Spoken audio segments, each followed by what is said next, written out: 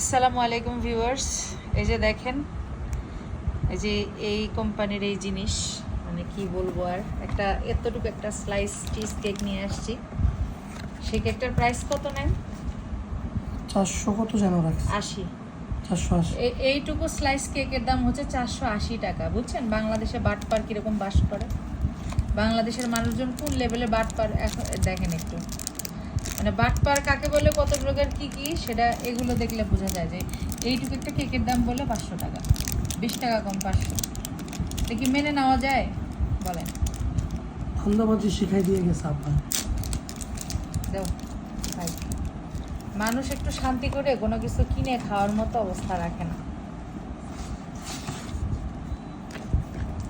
আমাদের প্রাইসটা দেখো।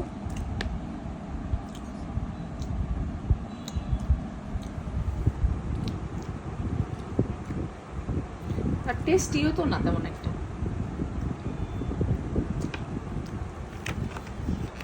টেস্টি